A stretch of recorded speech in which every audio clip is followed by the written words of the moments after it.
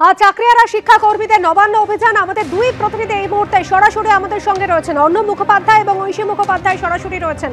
আমি শুরুতে একটু অর্ণবের কাছে আসি। অর্ণব, গতকালই একেবারে হাইকোর্ট স্পষ্ট করে দিয়েছে কোনোভাবে পরীক্ষায় চিহ্নিত যারা অযোগ্য তাদের সুযোগ দেওয়া যাবে না আগামী পরীক্ষাতে। আজ এই নবান্ন অভিযান চাকরিহারা শিক্ষাকর্মীদের, আগেও তারা পথে নেমেছেন, আজ ঠিক কি দাবি করছেন তারা?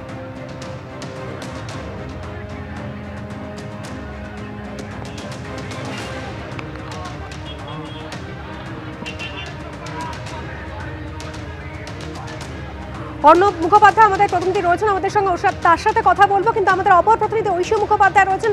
ঐশী, ইতিমধ্যে আমরা দেখতে পাচ্ছি হাওড়া ময়দান এলাকায় বিভিন্ন রাস্তায় ব্যারিকেড গড়ে তোলা হয়েছে, ঠিক কখন এই মিছিল শুরু হচ্ছে? ঐশী, কি বলছেন শিক্ষাকর্মীরা?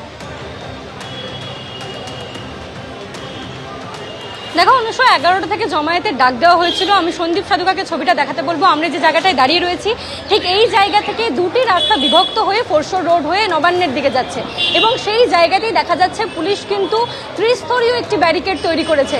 একদিকে যেমন দেখা যাচ্ছে দুই দিকে গার্ড রেল, মাঝখানে বাঁশ দিয়ে তৈরি করা ব্যারিকেড, এবং তারই সঙ্গে যে কোলাপসেবল ব্যারিকেডগুলো হয় সেগুলোও কিন্তু এখানে রাখা রয়েছে। তারই সঙ্গে যে কাঁদানে গ্যাসের সেল তাও কিন্তু রাখা রয়েছে, এবং র্যাব মোতায়েন করা রয়েছে।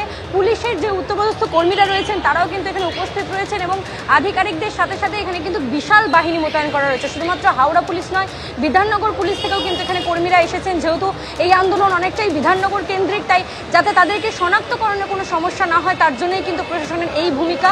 এবং তোমায় দেখাতে বলবো সন্দীপকে ছবিটা, যে ত্রিস্তরীয় যে ব্যারিকেড, এই যে রাস্তা, সেই রাস্তা দিয়েই কিন্তু হাওড়া ময়দান থেকে এসে দুইভাবে বিভক্ত হয়ে কিন্তু যাওয়া যায় চাকরিহারা শিক্ষাকর্মীরা যারা আজ পথে নেমেছেন এই দুর্যোগ মাথায় করে তারা এগিয়ে যাবেন, কিন্তু পুলিশ প্রশাসন প্রস্তুত রয়েছে। অর্ণব মুখোপাধ্যায় সেই ছবিটা তুলে ধরবেন। অর্ণব,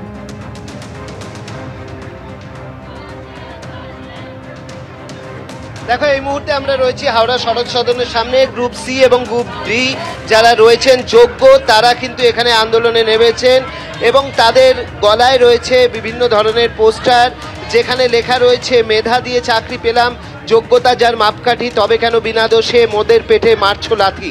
এছাড়া ন্যায় বিচারের দাবি তারা করেছেন। এই ধরনের বিভিন্ন হোর্ডিং রয়েছে। যারা আন্দোলনে রয়েছেন তাদের সঙ্গে কথা বলবো। আপনাদের থেকে জানতে চাইবো কি দাবি নিয়ে আজকে আপনারা এগোচ্ছেন? মূলত আমরা দাবি নিয়ে এগোচ্ছি, আমাদের সার্টিফাইড লিস্ট দিতে হবে। ওনাদের কাছে যে ওএমআর গুলো আছে সেগুলো পাবলিশ করতে হবে, পাবলিক ডোমেনে দিতে হবে, যাতে সবাই দেখতে পায় কে যোগ্য কে অযোগ্য, এটা যেন সবাই পরিষ্কারভাবে দেখতে পায়।